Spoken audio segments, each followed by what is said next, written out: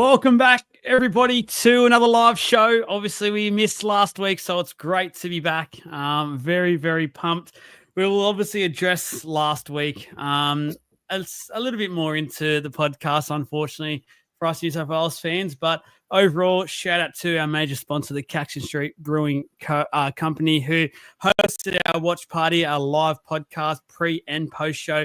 Shout out to the creators there that joined us, the Knighted, Retro, Nick Davies, and Hainsey. Awesome show. Have had great feedback from everyone there, the owners, the staff. It was awesome night. So myself and Trav loved it. We loved everyone being part of it. The giveaways, thanks to Watch My Team. And then basically, that was sort of it in the League of Inches merch packs as well.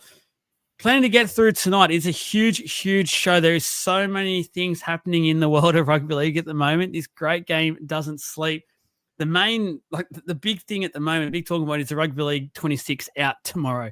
9 a.m. We have launched our Twitch feed. We will be going live via YouTube to start with tomorrow, and then we will go from there, and we'll be uploading things all throughout the day of us playing it. Jake will be in control of that. He's a bit under the weather at the moment, so hopefully he has a great rest. Comes back bigger and better in the morning, downloads it at 9 o'clock, and then away we go. But before we get into too much other stuff, let's go straight to Isaac, who's got a couple of great yarns for us tonight. The journalist hour, not the hour, 15 minutes, I should say. So, Isaac, how are you, mate? Mate, I'm good. I'm still recovering from last week's Origin loss. And I was just telling you guys that I'm absolutely freezing. But other than that, all is well. Thanks for having me on again, guys. No worries at all, mate. It's awesome to have you. Let's go and let's attack our first talking point with yourself. So just quickly bring it up on the screen now for everyone to look at it. It's Josh Hannay. Plenty of talk around Josh Hannay at the moment. He seems like the star of the moment. Everyone wants to get in and make sure they're not the ones that miss out. Where is the things at with Josh Hannay? Yeah, absolutely. And you take a look at that graphic, and that was probably posted maybe half a week ago, and so much has changed since then. And I just want to kind of tackle it because, as you said, he is kind of the star guy at the moment, especially when it comes to kind of available coaches in the NRL. So a lot of news has been coming out, especially today, around the Knights coaching situation and whether Adam O'Brien will be staying or leaving. There's been a lot of talk as well over the last few weeks about Des Hasler potentially retiring at the end of the year, and then obviously Todd Payten over at the Cowboys, who potentially could be out of favor. So that has now brought up a lot of coaching names, mainly Josh Hannay. Brad Arthur has also been thrown up, Kevin Walters and the like. But Josh Hannay, who is currently the Queensland assistant coach, part of the Queensland side that destroyed our New South Welshman last week.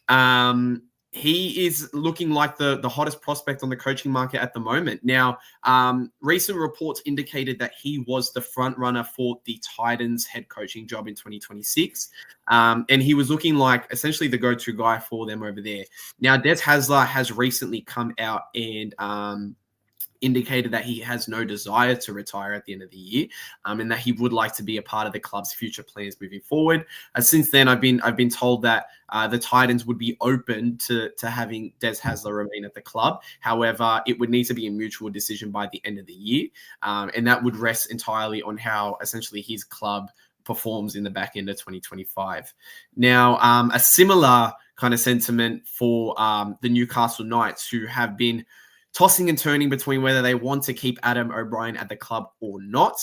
And now it's looking like they are going to give him the final seven weeks of the regular season to prove that he is the guy to lead the Knights moving forward. Now, I'm probably going to say the Knights are the most likely to get Josh Hannay due to his relationship with the CEO coming in next year, Peter Parr. They've got a really close relationship from their time over at the Cowboys. And then finally, you've got the Cowboys themselves, who are not too hot on Todd Payten at the moment. Now, I've been told that he is on very thin ice. And I see that comment there about Brad Arthur being the next Knights coach. Interesting enough, There's a lot of talk that Brad Arthur is not willing to go over to the Knights as he is good friends with Adam O'Brien and he doesn't want to snake his good mate. So I would say that Brad Arthur will be a coach in the NRL next year. Not sure if it will be at the Knights. Josh Hannay is looking the most likely at the moment if they do go in a different direction.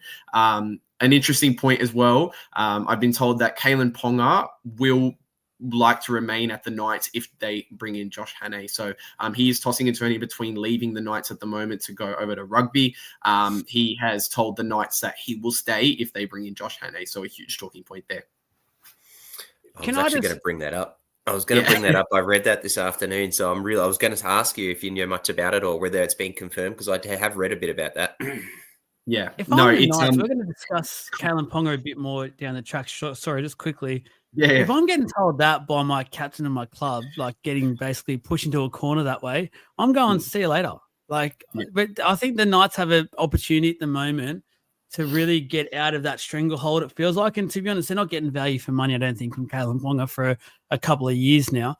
It's a huge call. Again, we'll probably unpack it even more a bit down the track, but to tell the board and the member, the club, basically that Josh Hannay or I'm gone, I think that's a bit rich because Josh Hannay's got a lot of great respect in the game at the moment. He's doing great things with Origin and assistant coach, things like that. He's obviously got his runs on the board, but at the same time, we did see this with Benji in that, like, it is a bit different. Benji didn't have the assistant coach and stuff role that he did, but Josh Hannay hasn't been put into any head coaching sort of roles as of yet. So that's crazy. Like if Callan was saying this about like Wayne Bennett or something, you could kind of understand it, but to say it about Josh Hannay doesn't sit well with me. Yeah, absolutely. Sorry. Yeah, continue. No, I was just going to say, well, he obviously, he obviously trained under him, I suppose, in the Origin camps. That's the biggest thing for him, I'd imagine, is where he'd have that experience with him, and he might just know him more so as a person potentially, and like him in that side of things, and see it. I don't know, but yeah, I see what you mean. Yeah, I'm probably on the same idea that if it was a Wayne Bennett, if it was a Craig Bellamy, probably a different story. Now I think what we're seeing here is Kalen Ponga is not committed to remaining in the NRL. I think he wants to go over to rugby, and look, he's probably just throwing this out there with the idea of, look, even if you don't bring him in, I don't really care. I'll just go over to rugby. And the Knights are now in this weird position where they're keen on kind of moving forward as a club with this spine of Dylan Brown coming in. You've got obviously Fletcher Sharp, who can play 5'8" or fullback, which is his natural position. There are options for the club moving forward. Now, ideally, like it is tricky because you've got Adam O'Brien, who hasn't had much success with the club. He hasn't been awful by any stretch, but he hasn't had much success with the club. Then you've got a guy like Josh Hannay, who narrowly missed out on the Eels job last year to Jason Ryle. So it just goes to show that he does really have the runs on the board. But I think the club is tossing up whether they do want to get out of this contract of Kalen Ponga, give the keys to Fletcher Sharp, and then essentially allow Adam O'Brien to kind of continue going. But no, I agree what you're saying, Joel. Like it's not like you're asking them to bring in a world-renowned coach. You're asking to bring in Josh Hannay. So definitely a bit of a weird one there. It's just a nice, funny comment that just popped in late there, but it's a very interesting for me. The love affair. I feel like there's a nice storyline with Hannay going to the Cowboys and being the head coach there. Like this for me, obviously he's great at that club and understands that club like the back of his hand. So I'd love to see that eventuate if it was, but by the sounds of things, he's very firmly in the plans of the Knights and could be the front runner for that job. So an interesting couple of weeks to come, because I feel like there's been a lot of noise around at the moment. There's way too much noise for nothing to be happening and none of it to be true. So there's some truth behind it. It's about picking apart, and I guess that's your job for us, is to pick apart what is the truth and report back to us each and every week. So I believe there's another story that you want to talk about, and it's sort of led with here. So Catlin's chase for Tape as May debut adds pressure. So I know this is a bit of an exclusive for you, an exclusive for us as well, which is awesome. So I really appreciate you bringing some of this exclusive news to us and our community, which I'm sure everyone is very thankful for. But talk to us about this. Sounds like, not again, the Tigers a bit of unrest. Yeah, I feel like, you know what, and it's funny. I was saying to someone the other day, I don't think I'd have a job without the Tigers. I feel like I'm talking about the Tigers every other week. So thankful to Benji Marshall and the crew for always bringing us some stories. But yeah, no, this has been an exclusive. I've had some sources from the Tigers and from Catalans kind of reach out to me and kind of let me know about a few moving parts in this situation. Now, as many Tigers fans would know, Fatape was kind of highly touted coming in. Everyone was really keen to kind of see how he goes. He's played about 19 NRL matches, and he's definitely got that attacking upside. He's got some really crazy tries, and he's essentially got like a lot of potential as a rugby league player. He's 24 years old at the moment, so he's not old by any stretch. So this one kind of came as a bit of a shock to me. Now, it looks like Taylor May being brought into this side has essentially made it clear to Fatape that he essentially is not needed at the club moving forward. And that has gotten to a few Super League clubs, and specifically Catalans, who are, at the moment bringing in a whole lot of NRL crop at the moment. They just signed Toby Sexton. They've got Luke Keary there at the moment. They're really starting to make waves in the Super League, and they want to add this young star to their ranks. Now, he is kind of mulling over the decision at the moment. It's looking like he's not going to get his opportunity at the Tigers, which is probably not what he first expected when he's made his debut. A lot of people were really excited about him. But by my understanding, a deal hasn't been done yet, but it's looking quite likely that he might head over to the Super League in 2026 as he is off contract at the end of this year. And then that points to Taylor May. Look, it looks like Taylor May is going to be essentially the long-term center for this squad, or winger. Just depends where they decide to keep him long-term. But it looks like Taylor May has been brought in to essentially be there for a long time. So exciting for Tigers fans, but it looks like they may lose this young guy as a result of it. Just quickly, was Fatape the guy that came over with Richardson? Like, there was that bit of a story around him, and I don't know. I don't remember, actually. I actually don't remember. I think it was, but yeah. Anyway, I think there's also part of that. There could be with Taylor May getting in there, starting, and I think we've seen Stafford Toa, I think is probably on their other center. So I feel like there's another player that gets put into this sort of equation, and it's Dewey as well. I'm not sure if you want to talk too much about that, but I feel like with both of those, I reckon both of those probably no longer will be at the club moving forward after this season.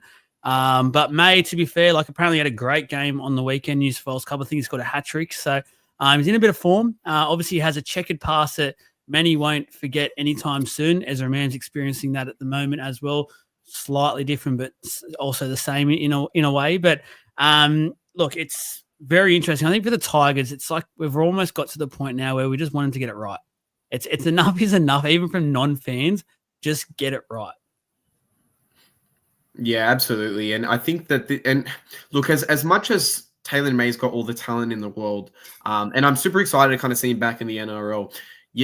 You've brought in a guy who, again, he's got this checkered past, and it's something that the club doesn't need at the moment. And I'm really keen for him to kind of come out and perform. And he scored a hat trick. I believe it was in 10 minutes he scored that hat trick. Like it was something crazy like that. And going back, I think Fatape may have been brought in by Richardson because he is closely affiliated with his son. So there definitely are ties there, which kind of makes this whole situation a little bit more bizarre, because you've got this young guy who's come in and he's put in the work, and you're letting him go for essentially a guy who's walked in after being out of the NRL for 2 years. So I don't love it. I don't love the idea of letting a young guy who's got this much attacking potential go. But look, if he does decide to go to Catalans, he's going to be an amazing pickup. And as you said, Dewey is another guy who looks like he's on his way out as well. So you're letting these young guys go, and not so much a young guy for Dewey, but you're letting these guys go. I hope they're making the right decisions, but they need the noise to quieten down, as he said. They certainly do. Boys, any questions on the Tigers before we let Isaac go?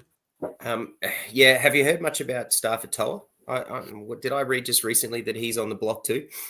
Yeah, Stafford Toa was. So there was reports maybe 2 months ago that they had offered him a 1-year deal. Stafford Toa came out. I believe it was him or his management. They came out and they said, haven't been offered anything.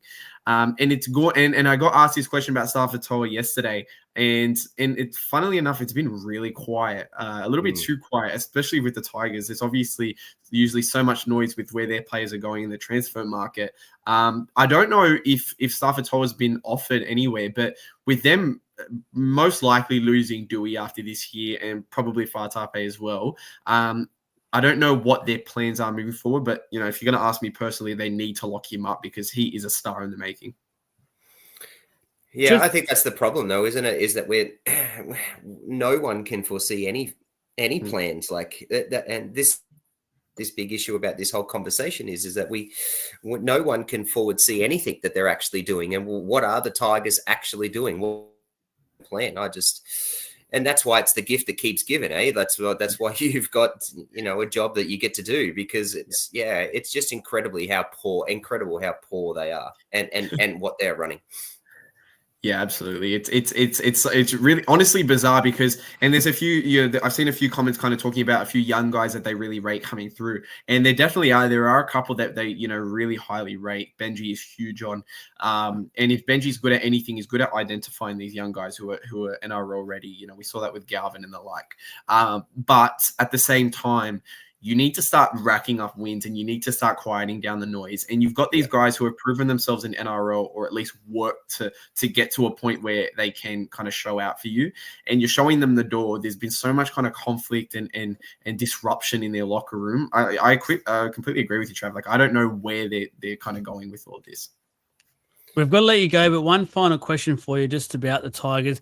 Have you heard anything about Benji? I believe there is a bit of pressure building. I think they'll let him go this year. They're on 6 wins, which is the same as last year. So you'd think they'll improve. They'll at least get 1 win, surely, in the remaining games. So that should mean an improvement with the season. But to be fair, with the roster they had coming into this season, I think beating last year's results by only 1 probably isn't good enough. And I think that's where Tigers fans and I guess the competition overall is probably getting a bit it's starting to ask the questions about Benji, because I think if a better coach at the moment, don't want to be too disrespectful to Benji, but a more experienced coach maybe is a better wording, we'll probably get a few more wins out of that side, especially early days where they've really fallen off a cliff at the moment. Have you heard any much on Benji? Is he under a bit of pressure or is he pretty safe? I wouldn't say, if you're looking at coaches under pressure, you're probably looking at Adam O'Brien, Todd Payton, Des Hazard, the like. I wouldn't say that he's at that level of pressure on him. I will say that there are players in that group who are not clicking with Benji at the moment. Despite, Richardson, Shane Richardson came out a couple of weeks ago. Benji came out a couple of weeks ago saying it's not true. But there definitely are some players, who are not kind of happy with the way things going. Maybe not to the point that the media's kind of blown it up to be, but like a guy like Adam Dewey, Benji Marshall came out and denied a conflict between the two. There definitely was a bit of a conflict between the two. And Adam Dewey's not too happy about that. He's most likely on his way out. Buller potentially could be on his way out. There are a few players that aren't too happy with how Benji's kind of going at the moment. Now, what I think is happening is I think Shane Richardson is giving Benji the opportunity to let these guys go and work with the roster that he wants. And I would say that probably if you're looking at it from 2026, maybe the midpoint 2026, if there's still no changes, I think some pressure is going to be building on Benji. I'll let you go. I just think it's nuts about hearing that Buller. Oh my gosh, man, he's even Dewey to a certain extent, because Dewey's actually been a good player this year. Like I actually feel like he's been out of all their players, he's in the better half of players that have improved and played well for most of the year. And his versatility, he's now playing a lock this week. He's appeared all over the back line in the halves. It's a big blow, and I feel like just quickly. If they were to lose Benji, say in the next 12 months, if a new coach is coming into that side and off the back of losing Buller because he's not happy with Benji and Dewey, I feel like that's a huge slap in the face and makes whoever's going into that job, their job a hell of a lot harder. That's going to be a very tough seat to step into or sit into because, that's not going to be ideal at all. No, absolutely. I think Dewey is the more likely to leave. Now, the whole Bullard situation is really interesting. Now, his manager, for those who don't know, is Isaac Moses, who everyone knows Isaac Moses. That's now new, isn't it? He's only just gone to him. He's just signed with him. So the reason that they're looking to, and I don't mean to drag this segment on too much, but the reason that they're looking to essentially negotiate or renegotiate Buller's contract is Isaac Moses was not part of Buller's original negotiations, meaning he gets no cut of his deal, and Isaac Moses wants a cut of his deal. So he is going to look to renegotiate that deal so he can shocked. Yeah, he wants to get a cut of his deal now. He's essentially owed $900,000, Buller. So he wants a cut of that deal now. The way that I see this kind of going is the Tigers are fed up with Isaac Moses at the moment. So there is a chance that they try to play hardball like they did with the Galvin situation, and say, no, we're not renegotiating, and then that will see Buller leave the club. So the Buller situation is a little bit different to the Dewey situation, but again, like it would kind of come down to Shane Richardson in the admin and how they decide to handle it. Crazy stuff. I'm gonna let you go, mate. So thank you very much for jumping on, giving us all that news. Dig a little bit deeper if you can. Let us know a bit more about Buller, either throughout the week or when you come back next week. But I really appreciate it. Everyone, make sure you go and give Isaac a follow on Instagram. It's an awesome account. Up-to-date news hourly, and we will talk to you again very soon, mate. Thank you. Awesome. Thanks, guys. Have a good one. I'll speak to you guys next week. See you, buddy. You too, mate. Go and get some sleep. Alrighty. Awesome, guys. Like, please make sure you do give Isaac some love. Coming in, he has such a big schedule to come and give us that time is really much appreciated. Hope you guys appreciate that sort of journo part to the podcast moving forward. I think we all can agree we love that sort of side of the game, and it's good to talk about it here, a bit more of that, and to get an exclusive was really cool as well. Let's get into, and just bear with me, guys. I want everyone in the comments to really be loud and proud in this comment section tonight, because both boys are a little bit under the weather. Let's help pick them up a little bit. Let's raise them in the comments, get involved with the topics, and just give them that little bit of a oomph to get us through this podcast. I want to go straight to Trav, because we're going to quickly, and thanks to Vital Man Supplements, the Power Up segment this week is just an Origin recap. It's not going to be a long one, and it's going to be the last time we mention Origin unless one of the coaches leaves or something comes out there.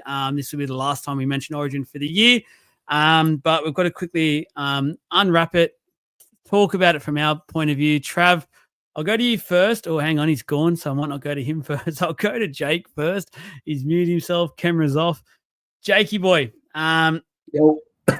disappointing from a New South Wales point of view, I've got to say, because should have won it, should have had it won in game 2. We didn't. We got to game 3, home crowd sold out. Wasn't to be. What were your thoughts of the series as a whole and the fallout, I guess? I think the fallout, and I think the fallout can come down to one player. Series as a whole, I think we should have won it. That's just obvious. Like, I think honestly, Blues should have won it. They were disappointing, and I think no one would be more disappointed than themselves in the performances that they sort of put out from game 2 and 3. But in terms of the fallout, I think it can kind of reflect down on two people that obviously both got injured and missed the game, because I thought that Mitch Barnett was huge in game 1. I thought that he was like a monstrous addition. He was a big reason why we rolled him through the middle. So losing Mitch Barnett and then having Max King come in as the starting prop just wasn't the. I don't think that was the right call. I think we had other options. We had Kaloma Tungi and we had Terrell May sitting there waiting to go this whole time, but we went with Max King, who, like, I don't mind having him off the bench. I just don't think he's a starting prop in Origin. And you can just tell, you could see the difference in our go forward in the next 2 games. Sorry if I sound very congested. And then, obviously, I believe that Mitch Moses made a big difference as well. While he did not have his strongest game in game 1, the proof is in the pudding in the way that he and Cleary played together comparatively to the way that even Cleary and Luai played, even though they have that grand final connection and that Panthers connection. It just didn't seem to come through.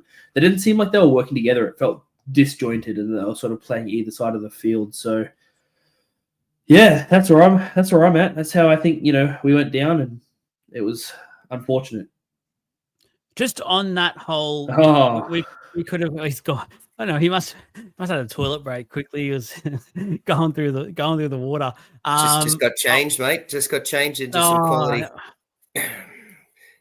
When you God got your damn. toilet paper Let's on. go. Let's go the Maroons. Hey, let's Just go. quickly before I go to Trav, so just on Nick's comments a bit above there, where we could have won game 2 if we kicked goals. Like, I understand that, but at the same time, the first half that was disgusting by New South Wales. To come out with that energy when the series was on the line and we could have wrapped it up.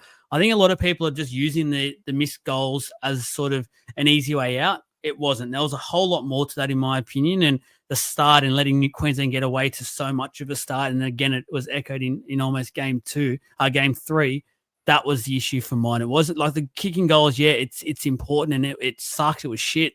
But I don't think it was the sole reason we lost game 2. But Trav, I was going to throw to you first. You stuffed it up for me because I had a whole sort of plan out to let you gloat first, and then we could sook and whinge about New South Wales. But credit to where credit is due, first of all. I'll say it right now. Queensland, even though you're carrying on and making it very hard for me to say this, we're the better team. To win and to play the way you did in game 3 away from home against a passionate, huge New South Wales fans was an awesome experience for you guys, and to see how much your team rallied around your captain Munster was really special. So credit to the Maroons, credit to Munster, credit to Slater, who put on a coaching masterclass in that last 2 games. Really, you must be proud and go ahead and gloat, I guess.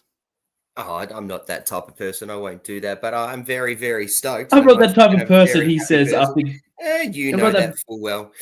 I'm not not like that type you of guys. person, he says after. I don't sit here and talk trash like you all did, and that's the constant having a go at us and that you've been doing for the last 8 weeks. But I am one. You just very turned your happy mic off because Queensland it changed. Yeah, so but that's not gloating. I'm not being a douchebag like you guys would have. But let's be fair and reasonable.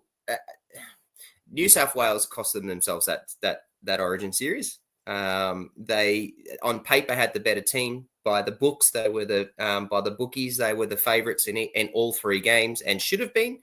I think. It's funny how you say, a Billy Slater masterclass in terms of coaching, because I thought in game 1 he had no idea. And I thought last year he just got absolutely outclassed and outcoached. And so then to come out and do that and to say that, I think is great. I just love that that's a comment that you've made, because I was quite worried. And I was one that said at the end of game 1 that Billy Slater should be under a bit of pressure here. So I love that. I love the way that we started in game 2 and that first half. And I thought that and Joel, you're right. Like, it's not the kicking that cost you that game. It's the fact that you gave us a 26-point lead is what cost you the game. Obviously it's easy to go through and look at the nitty gritties of things, and if you had a kick straight and blah blah blah blah, but that's just the way it is, right? And game 2 was pissing down rain too, so like it's tough to do that and kick, and he was kicking a lot from the edges. So I don't think you can blame that. You blame your poor first start, which I think someone has said in the comments is that just a bad start. And then in game 2, New South Wales statistically won pretty much every part of the game. So statistically, they got more meters. They had all the attacking stats. They had everything. But the problem, and what was the difference? The difference is, the difference was that we had what we sort of called as to what the Queensland would need to do is that grit and that hard-nosed defense, and that's what held it for us. And I was questioned when I was asked the question. When I made my prediction that I said that we'd score 26 points, and people said, well, but that's a lot. And I said, yeah, because I think and everyone sort of said, it's got to be, you're going to win this. If Queensland are to win this, you're going to win this with grit and defense. And I said, yes, and we are going to have to, but we still have attacking prowess and we will still score. And we did. So, our game plan of what we did to you guys, that entire game, bar the first 20 minutes of the second half, where New South Wales actually put a bit of fear into us and really had the run. The problem was you just didn't have that class at the end to score, and you just couldn't get it done. So, whilst I'm stoked, I mean, we won. At the end of the day, we won. There are questions that I think have to be asked more so to the New South Wales crew and what's happened. I'm a happy Queenslander, and I will be for another 12 months until next year, and we'll do this all again. But That's sort of my analysis of it. Well, I'm glad I'll let you get that off your chest, because you're right at the end there. There's some very unhappy New South Wales fans at the moment in the comments. Myself and Jake, no doubt, as well. But Nick's giving you a bit of a nice comment there. Trav just gets Origin. So well done, mate, on a couple of your predictions throughout this season. It is good to see that Laurie Daly can lose Origins not only with a team that's worse than Queensland, he can also lose them with a team that should technically beat Queensland and still loses. So good to see that he's our guy. Yes. Well, look, that leads me into quickly, like, just going on about New South Wales and looking back at the series and Laurie Daly, like, it sounds extremely harsh, but for me, and I know it won't happen because he's such a good bloke, and this is like for the management of the Blues, CEO, things like that, they won't sack him, in my opinion. But for mine, I think he's shown throughout this series that it's just a job that is just a bit too big for Laurie Daly. I get he's great about the game, probably knows the game inside out, but just there's certain coaches who just can't do this level of football and the intensity. And I think we got a great example of that last year with Madge being the guy who, when he was first appointed, everyone was thinking, what the hell have we just done? And then we knew as the series went on what the hell we just did, because he was so good at it. He knew exactly when to push the go button with being extreme, and then he knew when to get into the opposition coaches and players, things like. He just was perfect the whole time. Where Laurie, it was a very boring build-up, I'll say that, and Laurie just didn't want to step on any toes whatsoever. But that's not where he lost it. For mine, he just let the boys club basically run a bit too much of the show. We've seen that Penrith style of play come way too much into the style of play again this year, which we've seen in the past that it doesn't work. And it's just unfortunate that there was a few players who weren't ready fitness-wise. They didn't train for most of the Game 3 campaign selected, and we just looked like we got worse as the series went on. It looked like we just started the camp, everyone knew each other so well, they were best mates, and by the end of the camp, no one knew each other and no one were mates. It was just like, oh, we'll go out and play, we've got the Blues jersey on, and then afterwards I don't want to see you again, basically, which was really, really disappointing from my point of view as a fan. But Jake, am I off the mark there? You agree? Just before we wrap things up with Origin?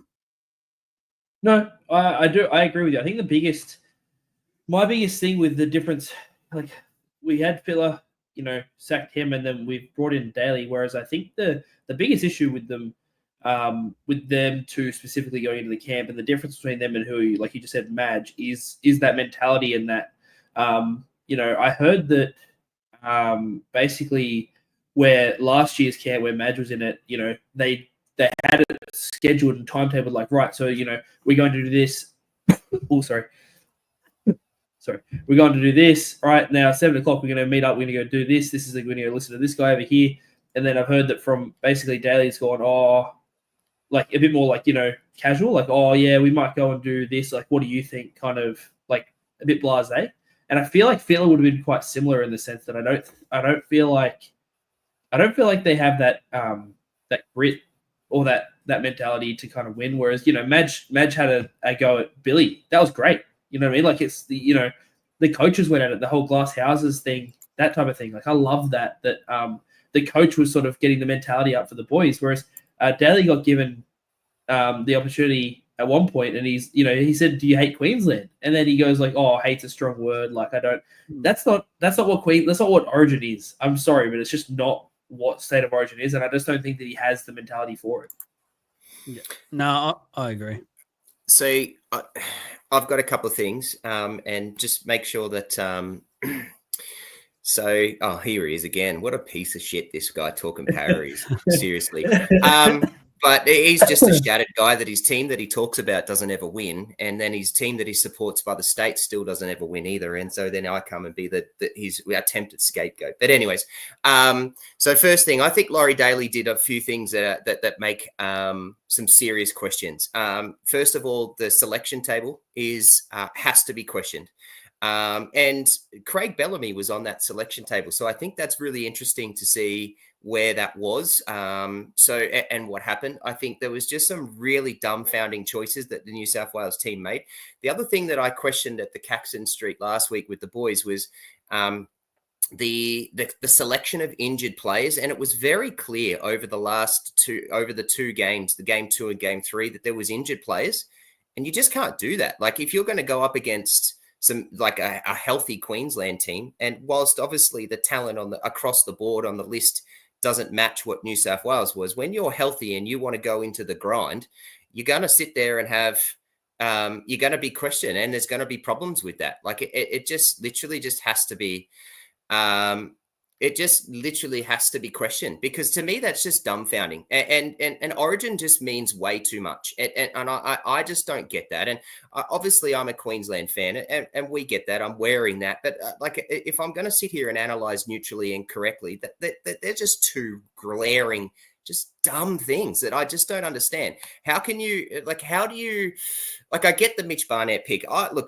And I understand how you were all devastated when he got injured. I question his choice in game 1. I question that. I still question whether he actually would have made too big a difference in game 2 and 3. But at the end of the day, I don't think he's going to win you or lose you that game. But here's what I do think you're going to lose. Here's where I do think someone's going to win you or lose you the game. Kula-Matangi. I think he wins you wins you that game. Sorry. Terrell May, he wins you that game. So there's two guys that I would put well ahead of Mitch Barnett. And whilst I get that he's a big loss, I don't think he's going to win you that game, whereas those two do. The other thing that I also have to ask you and question is the injury choices. Like, why you To'o was he's a freak of nature. Payne Haas, he's a freak of nature. There were two guys that are injured and played, but there are some other guys like Cleary was clearly hampered, but you're picking him. Like, I just, some hard decisions needed to be made, and the questions have to be asked. Look, I know you're a Stefano guy. I know he plays for the Storm, but if you're talking those other two, which I agree should have been in the team, it should have been for Stefano, in my opinion, and also Max King, who had a good game 1, but games 2 and 3 for Max King once he got a start. Yes, some minutes played into effect there by Laurie and his rotation, but at the same time, Max King didn't make an indent in either of those second 2 games. Where in game 1, coming in against weaker opposition in terms of fatigue or coming off the bench, players like Collins and stuff, he actually looked like he deserved to be on that stage. Where game 2 and 3, he was just lost, completely lost. Where I think Mitch Barnett, everyone forgets and doesn't give him the respect he deserves in terms of the work he actually does on a week-to-week basis, and also what he did last year for New South Wales. He was huge. He was one of our best forwards last year. And I think a lot of the work he did in game 1 went under the radar as well. So Mitch Moses, everyone's talking about him. Obviously, reasons why, because of Cleary and how much he stuffed up with Luai, didn't grab the moments. And we've seen Moses do that as early as last year. So I get that why. But I actually think Mitch Barnett was a huge loss this year to the Blues in game 2 and 3. Hey, Anthony, I can give advice because we win and the Blues don't. And the other thing too is the first person in the comments that can get this. So do you think Laurie Daly needs to wash his hands clean of himself, baby, and step down, step down, step down? I wonder if rugby league history can pick up on that. Let's move on to the next topic. Oh, I don't gloat. I would never get on here and gloat. Let's go to a favorite subject of someone in the comments who I'm sure will get in and lay a few boots in. We've already heard a little bit about this thanks to Isaac, but the Newcastle Knights and where they're at in terms of if they do lose Kalen Ponga and Adam O'Brien by the end of the year. Let's tackle the Adam O'Brien situation first because everyone's I'm not that type of person. Let's get into this. I won't even say what he did to me on the phone. He called me and basically abused me the other week and the other day, and I hung up on his face. I was not going to have a bar of it, but that's okay. I was hanging up on you as soon as I finished. You just got in just that slightly second quicker, but it's all good. So Adam O'Brien, I don't know what is going on here. And Brent, it'd be good to hear your comments as well.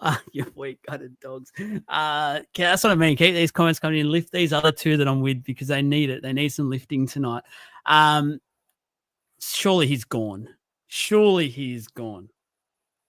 Oh, they've come out now and said, "Oh yeah, no, he'll get to at least the end of the year.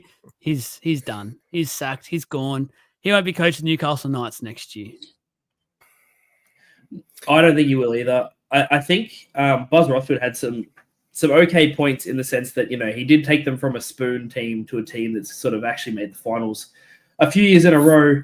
But admittedly, how much of that was him and how much of that was Kalen Ponga going ham and just doing it all on his own and just basically doing, I don't know how much of that was really Adam O'Brien, to be honest with you. His name was obviously next to the team, so you're going to say it was him that took him there, but it is from there. I think he goes 100%. I'll go into more detail about like who I think goes there and wherever after I let Trav say his point, but he has to go. He's gone. Go into it. Lead us. Well, all right. I think this is what I think that Josh Hannay will get the job. This is how I feel. I feel Josh Hannay is going to get that job. That's going to be a lock because they're going to want to keep KP. They want to keep the whole point is they wanted to keep KP and Dill Brown. They want them two to sort of come together and play together. So I think they're going to want to get Josh Hannay in if that's going to keep Ponga there. And I think that Brad Arthur goes to the Titans because I believe, like you just said, Brad's not going to the Knights. So I reckon he's the one that will get taken over to the Titans there, and then Hannay comes across and gets that job and the Knights. Thanks for reading comments I've said the last few days. Glad you listened to me. Trav? I don't listen to you. Ever. It's look, I don't even know where I can have an opinion here because who bloody knows what the Knights are doing. Like everyone's been calling for the Knights to sack AOB for 12 months and it just hasn't happened. And they continue to keep coming into the media and saying, and even today, now it sits there and says that, no, he's fine. We're looking at trying to keep him for 2026. Like, are you serious? Like, and that's off a reputable source. Like it's just mind blowing and dumbfounding what's actually going on over there. I'll make this, I'll say this and I'll put it out there that they need that. Obviously everyone knows that they need him to go. And I actually think they need Kalen Ponga to go. And it's time for him to get up and go and use that money. Fletcher Sharp is a freak. And he showed this year that he is an absolute superstar in the making. I agree. So I think lock him down to his natural position. Like he was amazing as a 5'8" and in a position that they put him there because they just had to have him on the field. As soon as he went down, he was awesome, absolutely brilliant. When Ponga was out for Origin, and I just think lock him away, just absolutely. And you don't have to. And the thing is, you'll be able to lock him away and not pay anywhere near the money that you're going to have to pay for Ponga because he doesn't have the runs on the board yet. All right, so I just think that's a lockdown. And then use that money to go and get someone else. They need someone to pair next to Brown. They have to get a halfback. They have to because their spine is actually good, and they've got dudes in the wings that are. Yeah, so their spine is pretty good, but their backline is actually. You're right. You corrected me. Their backline is absolutely fantastic, and there's dudes in the wings in the reserves that I think need a shot. I actually really like Fletcher Hunt. I think that he has absolute serious potential. Oh, sorry. Brent's on fire. Yeah, he is. I think Fletcher Hunt has serious potential. I think there's a few other guys in that list and in the reserves that deserve a spot that they can lock away. The thing is, and one thing that they have is and has spoken about, and they're going to have to be very mindful because they've lost dudes like Leo Thompson and a few others because they paid Kalen Ponga so much and the salary cap was not there. They're now about to go and pay Dylan Brown so much. Now, Dylan Brown's not going to win you 10 games in a row and get you to finals each year. Like, he's not going to do that. He's going to be good. He'll be okay for them, but he's not going to do that. So the thing is, they're going to have to be very creative in what they do. And I fear for what's going to happen because I think the roll-on effect is going to be that they're going to lose these guys. It's really funny because they've come out this afternoon. There's a few excuses that were spoken about on NRL 360 tonight about O'Brien and the board trying to make some excuses for him to lessen the heat and the injuries and the cap's out of whack, things like that. But what I find funny about that and the management trying to palm it off, it feels like the management for mine, that as the days go by, they're probably the most under pressure board in the NRL, probably bar the Titans at the moment, who are just an absolute basket case in themselves. But some of the decisions they're making, they're the ones that have signed Dylan Brown to a 10-year contract worth $13 million. Like, if you want to talk about your cap being out of whack, you've signed a bloke and told him he's a halfback when he's proven so far in his career he can do anything but be a halfback because he cannot organise a route in a brothel. He's just absolute, like, it's just so bad cap-wise to have both him and Ponga together. That'd be almost $3 million just with two players. You add on Fletcher Sharp, who they're going to have to upgrade very, very soon, no doubt about it. And there'll be clubs chomping at the bit, ready to throw him massive coin, in my opinion, to play fullback as well. It sort of leads us into like the Ponga scenario. I'm actually feeling like for them, they're hoping, I reckon, deep down inside, Ponga decides to go this year and they don't have to pay him out. He just goes and says, I want to go to Union. If I was them, I'd go, no worries, Ponga, see you later. I know that we've spoken about he's the reason why Adam O'Brien's still in the job. He saved his job and got the Knights to the finals. I get that. But I think overall in the team, and put out a post today about their backline, how it looks, it's still a really good backline when they're fully fit, even without Ponga. Like Fletcher Sharp has shown, like Trav was saying, just how good he is getting. His trajectory is just continuing to rise at the moment. So I just feel like for the Knights, that's the big piece of the puzzle right now. And the fact that Ponga's been so quiet by all reports, still hasn't said anything to the club or to anyone that asks them questions. He could easily deny it and say it's not true. Off you go. We've seen this with, as Jake would know, with Dylan Brown this year as a Parramatta fan, where he was asked about it. He kept quiet on all the rumors that were coming out. We kept thinking, nah, it's not going to happen. He'll stay at Parramatta. It's all good. And then all of a sudden, the news came out that he was leaving to go to the Knights. So it's a similar sort of vibes I'm picking up at the moment, where I would not be shocked over by the end of this season. He's obviously not going to be back because he's injured. I'll probably say now, I don't think we'll see the Kalen Ponga in a Knights jersey again, Jake. I'm sorry, I didn't catch that. I was reading a comment. Can you repeat that question? No, you're right. I was just saying, I don't think we'll see Kalen Ponga in a Knights jersey again. No, I actually agree with you. Yeah, no, I don't think that he will stay. I know that he said he's willing to stay with the whole Josh Hannay stuff. I suppose we're just going to have to wait to see what happens with that. The hard thing is with having so much money tied into your cap like that is that if him or Brown go down, like that's so much, like injury-wise, that's so much money you're wasting. Like, it's honestly just like an unbelievable amount of money just sitting there doing nothing. I agree with you and Trav. I do. I think that it might be the best plan to let Ponga go so you can have a bit more money to spread around the team a little bit more, potentially in the forward. I know you need a half, but obviously potentially in the forward pack as well. But then the question is, are you, as a Knights fan, I mean, no one's happy with the signing anyway, but especially if they're going to play him, like if you're going to get a halfback, because they're signing him to play halfback. If you're going to get a halfback and play him at 5'8", are you happy paying $1.3 million a season for a 5'8"?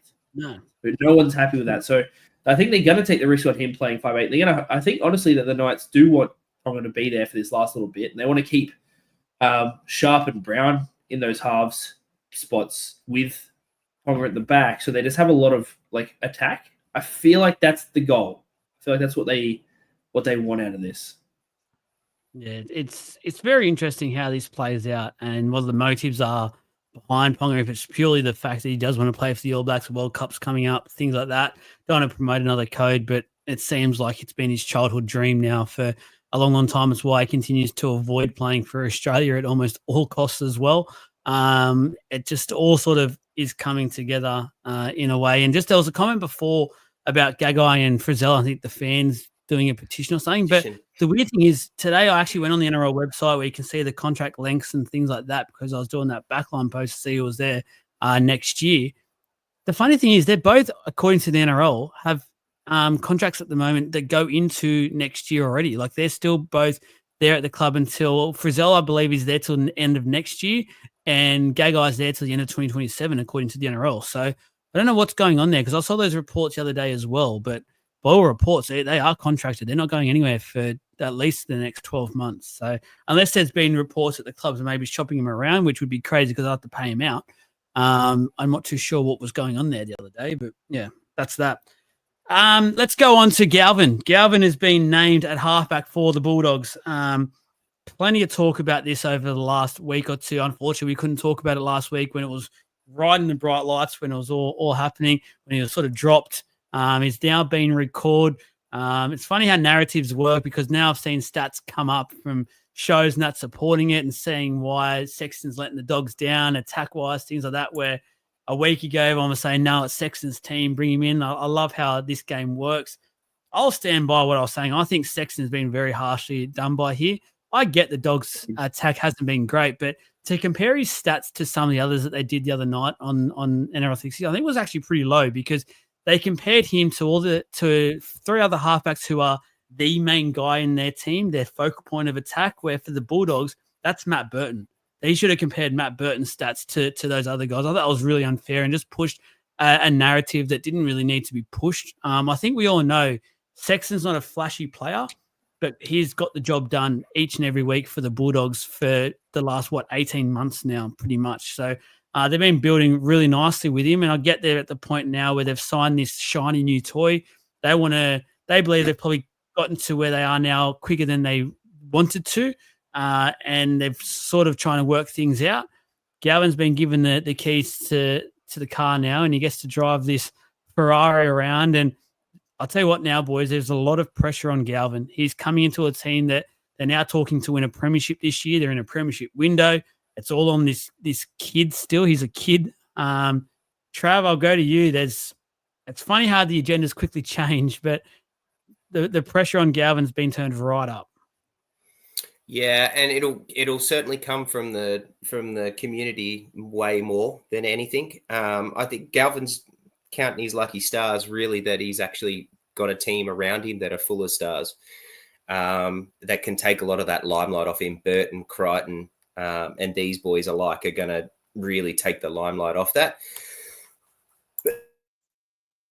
Apologies. So I think he's really lucky that he's in that situation. We all know, we've said it since it started, that Sexton is very harsh done by, and I really feel for him. And the thing is, what I feel for him is like that. I just have to question: is there something else? Because how can your halfback, or how can a halfback lead a team to the number one spot and be the very clear number one team at that moment, and then they sign Galvin, and then a few weeks later he signs over in England?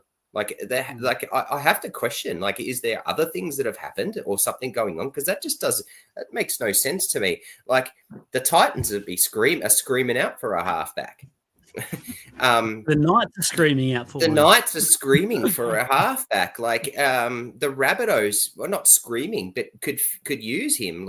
There's just there's another one. There's just so many questions about it. Yet he's going from the number one team to England. And I get that he's probably going to get a lot more money over there than he's going to get in the NRL, but it just doesn't make sense. And at no point did we ever hear that he actually was on the radar of any of these teams. It was literally, no, he's about to go and sit in the reserves, and now he's in England. Nothing actually popped up. So it just makes no sense to me. Hey, Joel, with those stats, do you know if they were from before Galvin came to the club or after, just from recent, all the way up to date, his current stats? Up to date. Up to date, yeah. Okay, so that's interesting to me because, you try being, like you just said, the leading number one, team. You're the halfback of that team the whole year, and you've made it to the top, and then getting told, hey, here's some fresh 19-year-old kid who's barely played a game. He's going to come take your spot, and then getting signed to the club, and then you try working under that pressure, and then going in and playing under that. I think that's absolute rubbish. I think Sexton's really, really been hard done by, hugely. I think potentially when they brought over Galvin, they could have gone, right, for the rest of this season you'll play in reserve grade or whatever, and then go from there, or you're a backup half if someone goes down, that type of thing. But Sexton's been absolutely hard done by this season. I agree, and I think there is some unrest there. We've seen how Marnie reacted the other week to getting pulled off early on that game. He went in the sheds and kicked a few things and was clearly unhappy. By all reports, Sexton's taken it well and gone back to reserve grade, but what else is he supposed to do? He's there for now, another month or two there, and a couple of months, and then maybe there'll be an injury in the heart. He'll get another shot to lead that team to finals glory. At the moment, he'll be stuck in his World Cup now after doing all the hard yards. So I think back when he talks to loved ones and people he's close to, he would be saying he's probably unhappy. When you look at things and put it all out there, he would be unhappy with what he's done for that club. So he bloody should. And he should be vocal about that, to be fair. I would have no problems with him doing that. I think there'll be more to come out. And I believe one of the reasons he's gone to the Super League, I think he's only going at the moment for 1 year, and he's been touted to be going to the Perth Bears in 2027 from what I'm hearing at the moment. So could be a nice little pick up for the Bears. Yeah, definitely. Oh, for sure. Yeah, I mean, he's a halfback who, above all else, can control a game. Is a very consistent with his performances. I feel at least has been this year. Like I don't think he's been too. His 10 out of 10 performances aren't too far away from his 7. Like he's best and his ceiling and the ground is the same. I'm losing my train of thought. What did you just do? What was that? I just glitched. I don't know what happened there. Sorry, I am very sick. And I full had something to say there, and now I've completely lost it. So you know what? That's good stuff. I'll jump in quickly. I actually think Brent's made a really nice point here, and his comment of Dogs could win the comp from here, and people will still bag Galvin because of and so he can't win. He's a freak, and everyone is overlooking his ability. I do agree. Like we know that I don't think anyone's doubting his abilities. No one's doubting what he can do and what he's going to bring to that club. I think everyone's more so doubting around how it's gone about and what's happened. I don't actually have any problems with the Dogs sitting there saying we need to get better, and how do we get better? And we need to go and find a player to fill a role. We don't like Sexton. We know that we've got to this point, but I don't think he can take us further to a premiership. Like I get it. I don't have a problem with that. They're clubs. It's a business. That's what they've got to do. I think the problem is that it's just the way it's gone about it. It's what Galvin did to the Tigers. It's the derailing that happened there. It's now that this guy who's gone from being the halfback of the number 1 team, but then also the performances since he's returned up haven't been great either. So it'll be interesting to see what we can do, what he can do now that it's a full-time gig and it's his spot. And let's just see what happens. Yeah, I don't think anyone's questioning his ability has rocks in their head, because we've already seen him in the worst team of the comp for some time now absolutely dominate and look like a pure star, which would be so hard to do in that Tigers side. And some of those lineups he had to play in through injury and just lack of poor recruitment and things like that over the last year or two have been horrible teams. He's with a much better team now.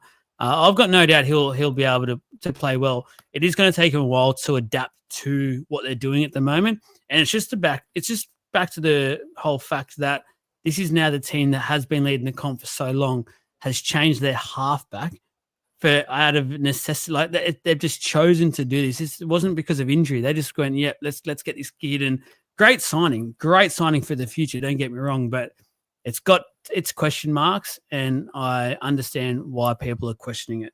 But anyway, talking about that, one final one I want to talk about before we go into some of our ladder prediction results. The Roosters, I cannot believe this, and I can't believe how much has flown under the radar.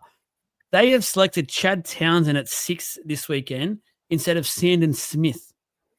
Now, let me just remind everyone that the Roosters went to the finals last year off the back of the combination of Sam Walker, Sandon Smith. Granted, Sam Walker got injured right before finals started, but Sandon Smith then carried the Roosters in. They looked good. He's been great, I feel like, this year.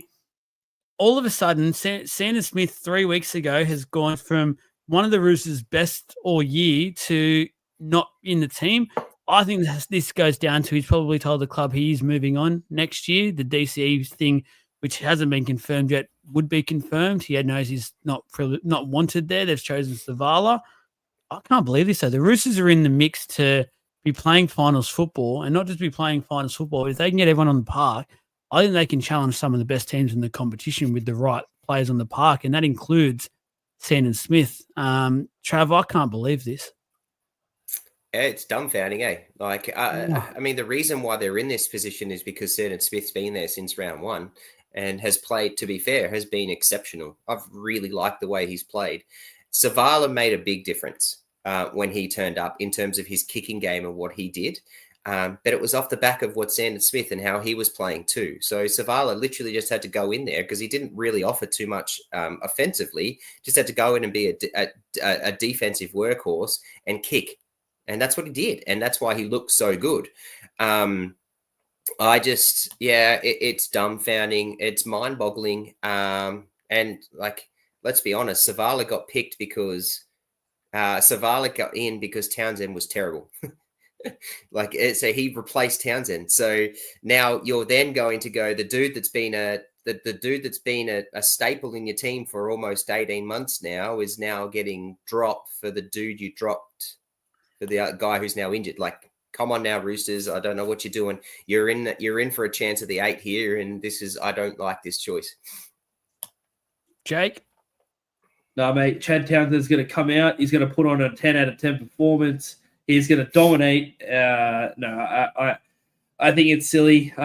Look, he is in the sense he's a veteran, I suppose, but we've seen his performances this year. They just haven't been up to scratch. He's getting a bit long in the tooth, maybe not able to keep up with it as much. And Sandon Smith's been huge, just monstrous for them. And I can't understand. Like 5'8" is his natural position, so why are they not just putting him into that spot? It just makes sense. Yeah. I sent the boys a bit of homework at the start of this week to get a ladder predictor done for the rest of the year, predict the results, and then get our ladder for the final series come this year. They all did that. Very much appreciated that. So I'll bring it up now. What I've done is just include the teams that I feel like are in with a chance to make finals this year.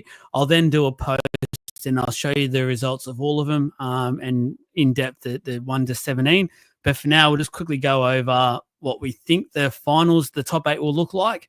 So I'll bring it up on the screen now. So we've got to go over. So it's all pretty similar. The top 4 we've got identical. So it's just about, I think, both Trav and Jake have given the Raiders one extra win than I did. And I'm guessing that would be the Penrith result. I actually have Penrith winning that one, where I guess the boys have probably both tipped Raiders to win that one.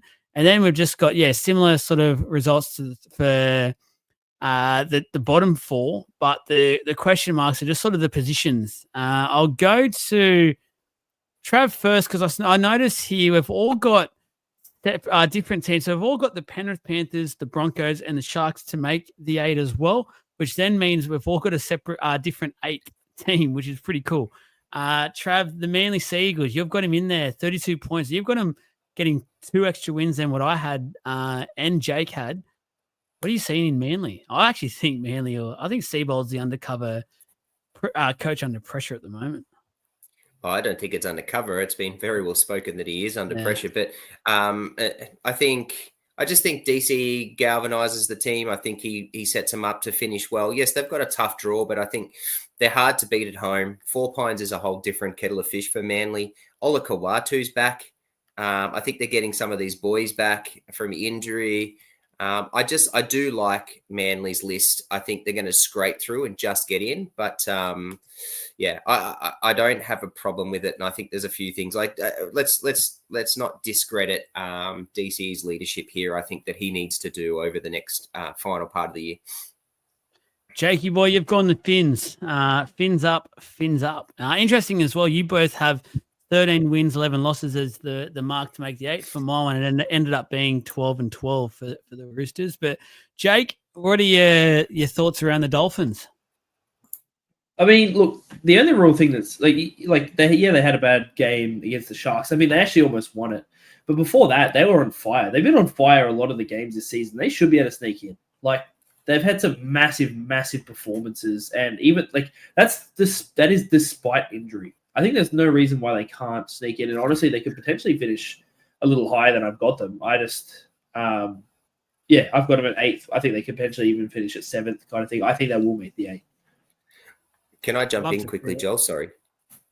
I really like the Dolphins. I've been very high on them since the start of the year. And I agree with you, Jake, that they've been flying recently. I think the Nikorima 6-week minimum injury is a killer. Let's not discredit how good he's been. Particularly beside Katoa and how that's released Katoa, particularly the last sort of 10 games, Katoa's been elite. And that's because beside him, he's had Nikorima, and that combination between those two has just been fantastic. I actually found it really hard not to have the Dolphins in the 8 because I really like them and are very high on them. But yeah, I actually think that that Nikorima was kind of like unfortunately was like the water that broke the back. Hey, like unfortunately, and I think they'll be close and they'll be thereabouts. It's just not, they can't get through. I'd love to see it. It'd be a great story if it Same. happens. Then they would they'd give the Penrith Panthers, who Jake has as his team finishing 5th, a run for their money, I reckon, in finals, because they're just so cautioned to the win. The Dolphins have players in there. By that time, Nikorima will be back with the hammer, Herbie, Asako, and the like. That could be a really exciting team and could challenge those sort of teams and worry them in the finals. For me, I ended up going the Roosters as my last team in the 8. I spoke about it just before when I mentioned the Sandon Smith stuff, but I really think the Roosters are coming into these finals now and this race to the finals, sitting the best they've sat all year, which is dangerous. Said all year, they just needed to get to this spot where they are now to then project themselves into the finals. And then they've got enough class players around there to get it done. And I predict and can see them doing that. So exciting times there. I think it's great to see that even though we've got similar teams and things like that, we can all probably agree that there's different ways that this all can finish. So there's plenty to play for, and I'm really excited to see how that ends up. Let's quickly do our tips and get out of here, boys. Unless, do you have anything else to raise about your ladders? Pretty self-explanatory, aren't they? Isn't it? Well, it is, but isn't it incredible to see the rise of Penrith? Like, we all had them. I think you boys had them in 5th. Did I see that right? It was quite hard for me to see from there. And I think you boys had them in 5th, and I've got them in 6th or 7th. Like, isn't it incredible just that rise? Because at one point they were on the bottom of the ladder, and it is just, it's a funny old year, 2025 in the NRL. It's very close. It really is, and there's a log jam from 5th down. So it's, just interesting to see. But I'm really keen I think that's going to be the biggest story of the year but between here and the end of the year is what Penrith do. And we're all watching with very eager eyes to see what happens. I'm starting to think they're going to be there on the big day, and it'll be interesting to see if they can come out on top or not. They're looking really good at the moment. So it's exciting for the competition, I feel like, because we've all said all along it's probably a Storm's competition to lose. Now that the Raiders are doing what they're doing, they're in the mix. Now that the Penrith Panthers are there and going to be in the finals, now it's shit's gotten real.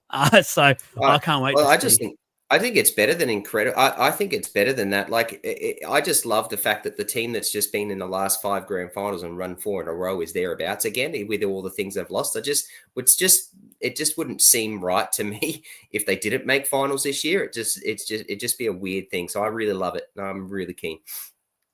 We're going to the tips, but Jakey Boy has raised a valid sort of talking point that I think he wants to discuss quickly. Jakey Boy, Dylan Brown is 18th man, obviously a big Para fan. You wanted to mention something about him. Just heads up, you are muted at the moment, so unmute yourself before I throw to you. Talk to us. Great call. Oh, I just wanted to sort of talk to you boys about it and sort of get your thoughts on what you see. Is it an issue that we have this player who we're paying, lots of money for and stuff like that? We have him as 18th man. He might not take the field and whatever. Obviously, Riles is wanting to start to look towards the future. Dylan Brown has said it's not a problem for him. Like, he's happy to do it, so there's no issues there, kind of thing. Not leaving on bad blood or anything. I've been seeing a lot of comments and a lot of people talking about, congested, like how, they paid for memberships or whatever, and they're paying to see him play and stuff like that. But my thoughts behind it are, we've said that we're going to have Joash as our 5/8 for next year. So first of all, we're getting glimpses of that. It's not as if we're going into games like, trying to lose. We're not going into games like, hey, who cares? We're going to lose this game. We're looking towards the future for next year. And I don't think Brown's done anything this year specifically to really warrant being that first choice 5/8 anyway. To be honest, I know he's on a lot of money. I get that. But if the Eels are willing to pay it and they're willing to play Joash to sort of start looking at combinations and see how next year's going to look, that's so fine by me. Do it. That's what I think. I'll jump in with a question for you. And Matt White's just jumped in. Shout out to you, Matty. How are you doing, buddy? But he's sort of alluded to this. You are currently sitting 15th on the ladder. You're 3 wins from 8th, right? With how many games to go? 7. 7 games to go. Mathematically, you're not out of the 8, but you are also very much a chance to finish on the bottom of the ladder. Realistically, you're not making finals, but you have a very big chance to finish on the bottom of the ladder. As Penrith boys, as Para boys, do you really want to finish on the bottom of the ladder? Is this a chance? Like, would you rather blood people and finish on the bottom of the ladder, or would you rather, like, I just don't know if you want to be on the bottom of the ladder. I don't like this. I don't like this. I do understand it. I get it. I know what you're saying. I just don't know if you want to be on the bottom of the ladder. Not when you've got a horrible Titans team. My thing for you, though, Trav, to be honest with you, is that, like, we're losing games with or without Dylan Brown, and he hasn't been the difference maker this year.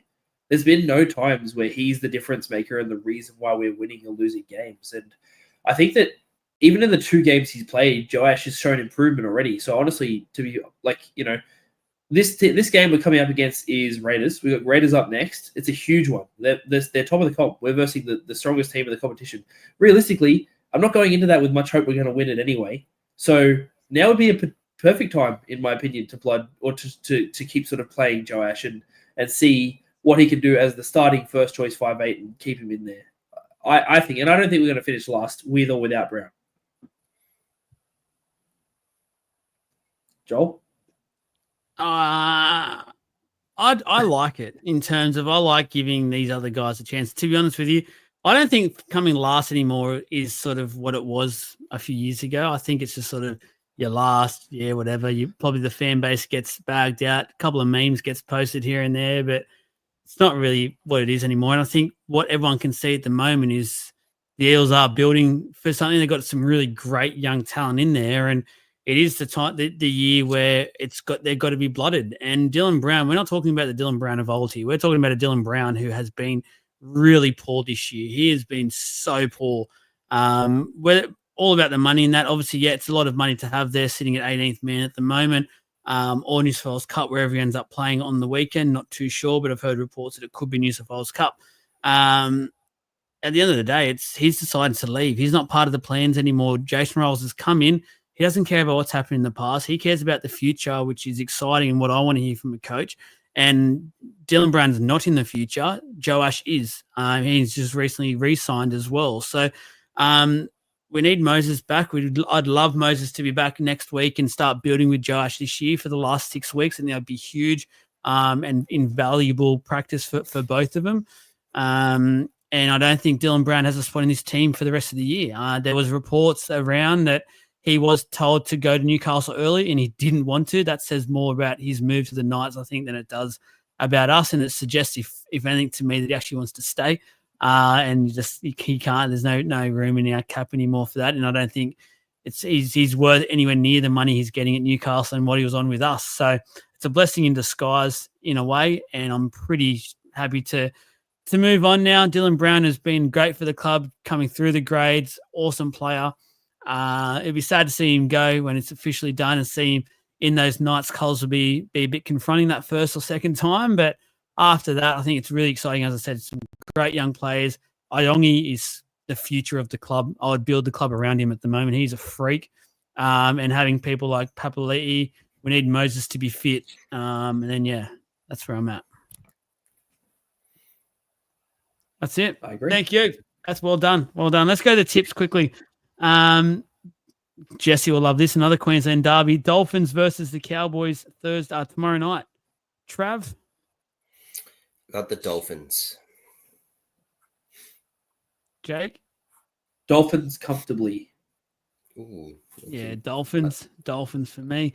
Sharkies versus the Roosters. Trav? Sharks. Jake? Chad Townsend, 20 out of 20 performance. He's going to dominate, and the Sharks will win. If they selected Sandon Smith in this game, I would have tipped the Roosters. The fact that Townsend has completely put me off, and I'll be tipping the Sharkies. But after last week, I actually feel like the way we know what the Sharks are like, they'll probably lose this, and their players will go back to being mediocre. We've seen this way too much with the Sharks over the last few years. But just the fact that Townsend's in that side, I just can't tip the Roosters, unfortunately. But the Panthers versus the Bunnies, Trav.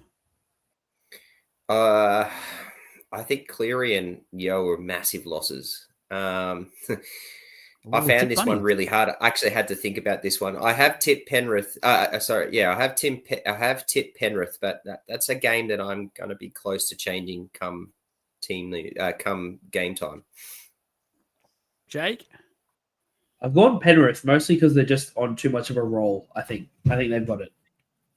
Yeah, I'm the same. I feel like Penrith is back to the Penrith we know where their juniors and that come through and they just get it done and they're just almost as good as the players they're replacing. But yeah, I think Penrith get it done in the end here. The momentum's huge for them. Raiders against the Eels, Trav. The Raiders on a cricket score. You had to just put that in, didn't you? Oh, seriously. Yeah, I did. Jake? I did. Josh Papali with a 20 out of 20 performance and Canberra Raiders to win.